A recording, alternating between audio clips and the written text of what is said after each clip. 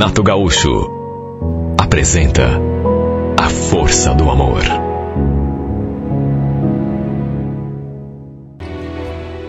Sou dono de um escritório de contabilidade onde emprego 4 profissionais. Sou casado, pai de 2 filhos, um menino de 11 e uma menina de 9 anos. E uma coisa eu digo, viu? Minha família é tudo. Vivo por ela. Minha mulher é formada em jornalismo, mas nunca conseguiu um emprego na área. E trabalha como atendente numa floricultura. Pensa numa mulher que entende de flores, cultivo, uma especialista. A gente sempre se deu bem. Um casal que, tenho certeza, dá inveja a muita gente. Na verdade, eu sempre fui um cara que tinha tudo para ser feliz. Entre os profissionais que trabalhavam ali no escritório, tinha a Valquíria. Ela também é formada, fez vários cursos na área de contabilidade e sempre foi uma boa funcionária. Na época de fechamento para a entrega da declaração do imposto de renda, por exemplo, por ser solteira, ela sempre foi a primeira que se dispõe a ficar até mais tarde para darmos conta de atender os clientes todos. Claro que quando isso acontecia, sempre que aconteceu, eu compensei financeiramente, sempre paguei um valor a mais na folha. Aconteceu que justamente nessa época de entrega da declaração do imposto de renda, a gente sempre fez serão praticamente todos os dias. Nesse período, normalmente, eu não chego em casa antes das 11, 11h30 da noite. Minha mulher sempre foi compreensiva.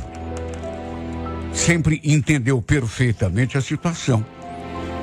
E ela também sempre confiou em mim, né? Sempre quando eu dizia que estava trabalhando, ela sempre acreditou sem pestanejar. Só que é aquela coisa, por mais que eu sempre tenha sido, e de fato sou, um cara assim fiel, por mais que sempre tenha sido um homem que pensa na família em primeiro lugar, há momentos em que a gente se perde na poeira. Lembro que uma noite ficamos apenas eu e a Valquíria mexendo com os papéis de um cliente para fechar a declaração do imposto de renda dele. E nessa noite, não sei o que deu nessa mulher, até porque ela não tinha esse costume, né? Nunca teve assim, tomou liberdades comigo. Mas ela notou que eu estava assim meio tenso. Inclusive comentei que estava todo desconjuntado. Aí ela se postou atrás da minha cadeira e falou: você está precisando de uma massagem. Deixa que eu faço para você. Nem tive tempo para falar nada. Até porque ela já foi colocando as mãos no meu pescoço e começou a me massagear. E olha, uma coisa não deu para negar. Ela tinha mãos bem suaves e me parecia entender até do riscado. Apesar de ter me sentindo assim meio esquisito, não fiz nada para impedir, até porque estava bom demais. De modo que ela continuou me massageando. Pelas tantas, ainda perguntou: tá sentindo melhor? Pior que tô, viu? Não sabia que você entendia disso. Ele então olhou assim para minha cara e falou aquela frase cheia de duplo sentido: você não sabe de nada. Não sei só mexer com contabilidade não, viu? Sou boa em muitas outras coisas. Falou aquilo de um modo bem... Sabe aquela pessoa que fala uma coisa e fica te olhando assim, com aquele meio sorriso? Malícia do começo ao fim. De todo modo, ficou nisso porque eu agradeci, até porque realmente deu para dar uma relaxada. Logo ela voltou lá para a mesa dela, só que não sei. Parece que o clima mudou depois daquilo. Não sei se fui eu que comecei a ver as coisas onde não tinha nada para ver, mas senti que ela de vez em quando olhava para mim com um brilho diferente no olhar. De todo modo, ficou nisso. Logo demos por encerrado o trabalho, até porque já tínhamos até passado do horário. Eu sempre lhe dava uma grana para chamar um carro de aplicativo, para ir para casa quando a gente fazia serão. Quanto a mim, fui para casa pensando naquela massagem. Passaram alguns dias e mais uma vez aconteceu de ficarmos apenas nós dois ali no escritório. E pelas tantas, acabei comentando assim, sem nenhuma pretensão, sobre a massagem daquela outra vez. Comentei por comentar. Falei que ela tinha colocado os meus músculos e nervos no lugar. Mencionei que até tinha dormido melhor aquela noite. Ela olhou para mim e falou: se você quiser, eu posso repetir a dose. Fiquei na minha, não disse nem que sim, nem que não, só sorri. Mas ela levantou da cadeira e se postou ali atrás de mim como da primeira vez. Quando senti suas mãos no meu pescoço, massageando os meus ombros, aquela parte das coisas, sabe, que tinham acontecido, veio à minha cabeça, minha memória. E eu senti aquele friozinho na barriga. Na verdade, meu corpo todo se arrepiou. Cada pelinho do meu corpo ficou em pé. O detalhe foi que ela não se limitou a massagear apenas as minhas costas, como fez da primeira vez. De repente me envolveu assim, num abraço por trás, e começou a alisar também o meu peito. Olha, eu naturalmente que não sou de ferro, comecei a sentir coisas, né? E nessa hora, acho que até ela percebeu, eu meio que estremeci. Até porque ela não fez aquilo por cima da camisa. Colocou a mão entre os botões da camisa e começou a me alisar. Puxar os pelinhos do meu peito. Olha, eu fiquei tão agitado. Embora não tenha feito nada para evitar. Pelo contrário. Estava tão bom que eu fechei os olhos e tratei de curtir o momento. Sem saber onde tudo aquilo poderia parar. Quer dizer, saber eu até sabia, né? Mas não imaginava que fosse realmente acontecer. Só que de repente ele encostou o corpo assim nas minhas costas e começou a me apertar, sempre alisando o meu peito, até que pelas tantas desencostou de mim. Só que aí comecei a sentir aquelas mordidinhas na orelha e no pescoço, me fazendo arrepiar ainda mais.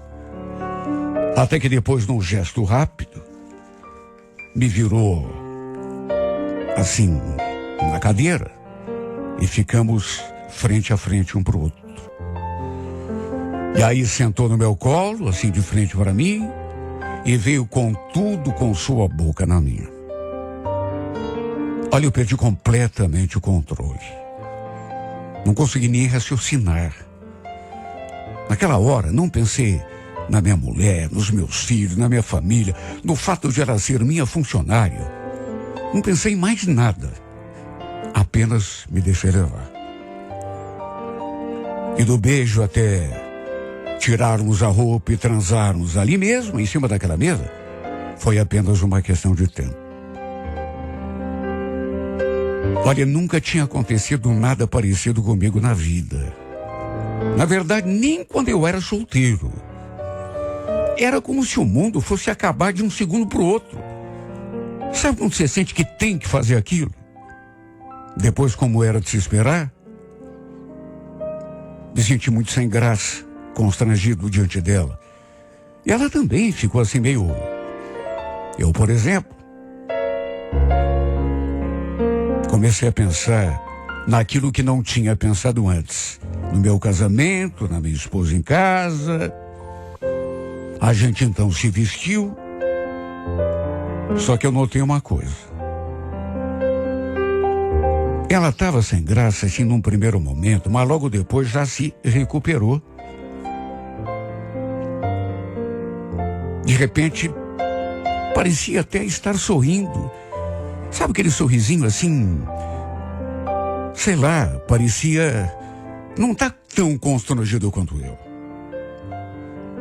Como eu já disse, eu lhe dava sempre um dinheiro para pagar o carro do aplicativo. Mas naquela noite em especial, quando fui lhe dar a grana, ela falou: "Se não quer me levar, assim a gente aproveita e conversa um pouco sobre o que aconteceu." Era o que eu menos queria naquela hora. Parece que tinha acordado, tinha me dado aquele clique. Tanto que recusei. "Melhor não, Valquíria.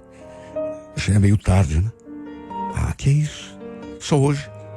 Eu moro aqui pertinho, não vai te atrasar em nada." No fim, acabei concordando.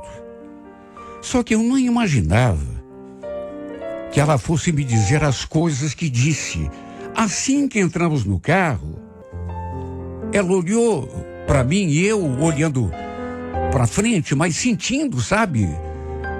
Ela me observando ali em silêncio, de repente falou: "Se você soubesse há quanto tempo que eu sonhava com isso." Mas sem querer ser pretensiosa, no fundo eu sabia que, sei lá, um dia ia acabar acontecendo. Posso te confessar uma coisa? Desde que eu comecei a trabalhar lá no teu escritório, que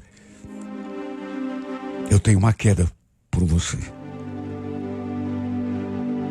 Eu estava tão nervoso, estava até tremendo e arrependido pelo que tinha feito. Valquíria, você sabe que eu sou casado, que eu amo minha mulher. O que aconteceu hoje foi um erro muito, mas muito grande. Mas foi um erro bom, não foi?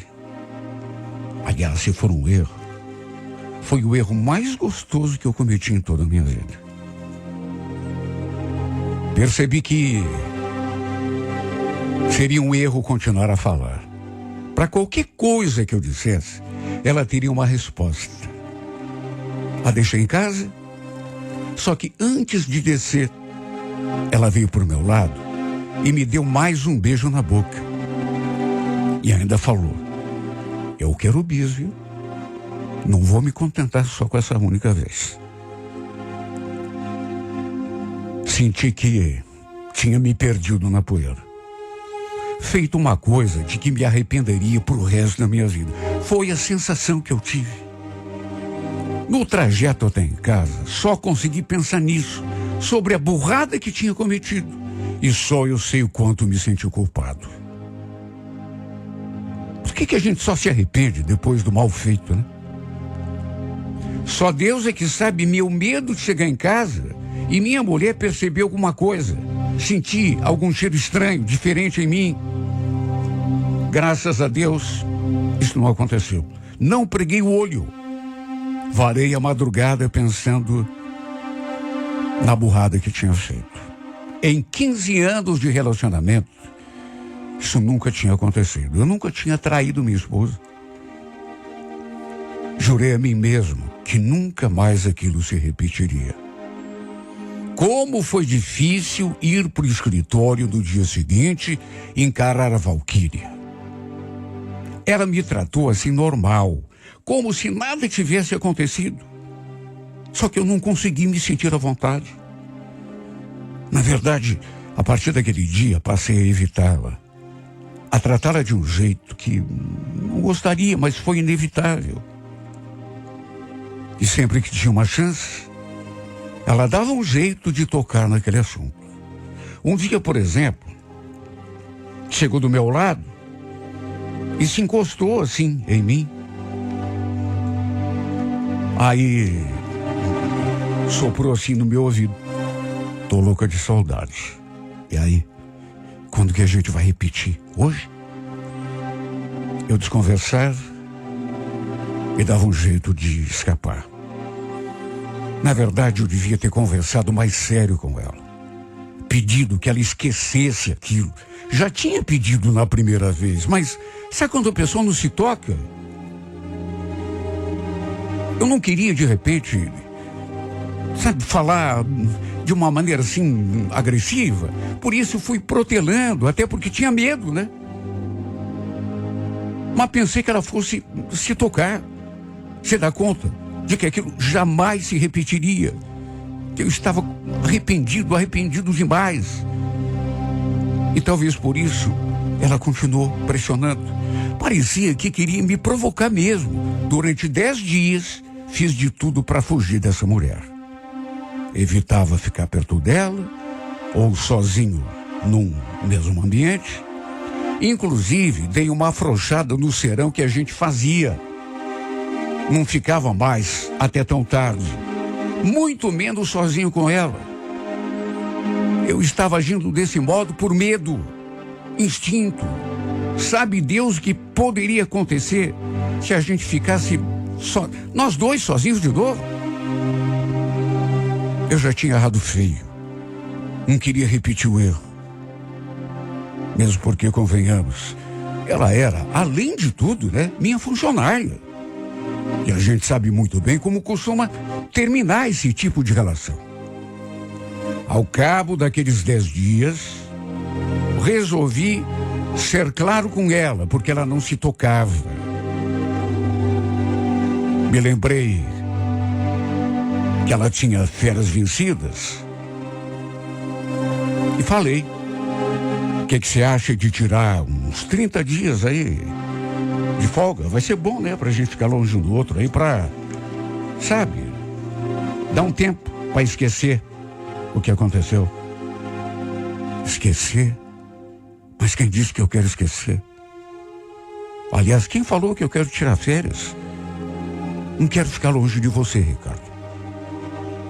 Ela ficou o pé. E o fato é que eu também não poderia forçá-la, Ainda bem que ela era discreta. Não ficava fazendo ou falando nada perto dos outros funcionários. Do contrário, a situação seria ainda pior. Fui levando, procurando me manter firme, resistir a toda aquela tentação. Mas sempre com aquele medo. Na verdade, eu vivia em estado de alerta, como se alguma bomba fosse explodir a qualquer instante. E quer saber? Parece que eu estava adivinhando. O tempo foi passando, quando um dia, isso mais de 2 meses depois, ela veio conversar comigo. Eu já ia tentar cortar a conversa, até porque sabia, do assunto que ela sempre queria tratar comigo, porque era sempre o mesmo.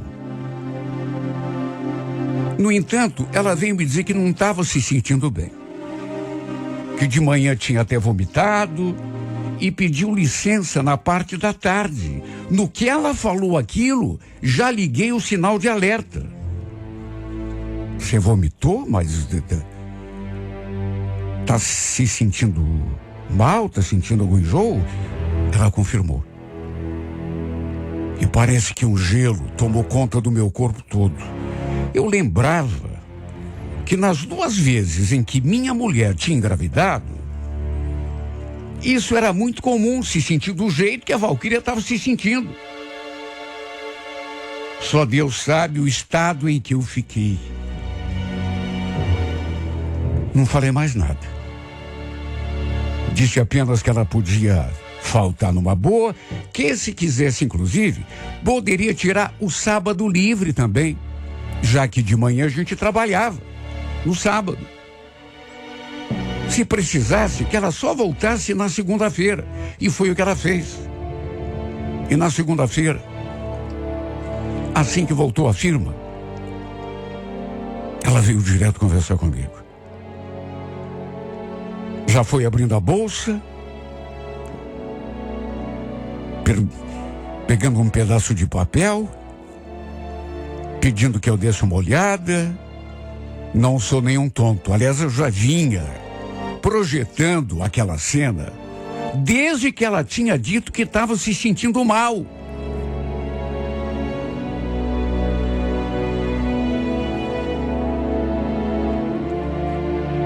Olha, o mundo desabou sobre a minha cabeça naquela hora. O chão sumiu sob os meus pés. E antes que eu perguntasse alguma coisa, ela jogou a pá de cal. Fui na farmácia, depois o quê? O que você está querendo dizer? Será que é preciso eu falar? Acho que não preciso nem dizer que você é o pai. Foi sem dúvida o pior castigo que eu poderia contemplar nessa vida. O pior. Meu único pecado, uma única vez. Poderia ficar por isso mesmo, só que não ficou. Eu estava ali, tentando me recuperar da notícia, quando ela perguntou: e agora, o que a gente vai fazer?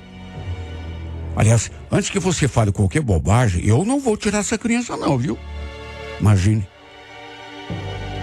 Nem eu serei capaz de propor alguma coisa tão monstruosa. Pedi um tempo para pensar. Falei que ia imaginar uma saída. Só que saída, meu Deus. Não existia saída. Não existia um modo para eu me livrar daquela situação. Decidi que ia contar para minha mulher o que tinha acontecido. Ia ser sincero, pedir perdão a ela e arcar com as consequências do meu gesto, se ela me perdoasse, me aceitasse de volta. Tudo bem, do contrário, paciência. Ele estaria no seu direito. Eu não poderia nem reclamar. O problema é que até hoje ainda não tive coragem para fazer isso.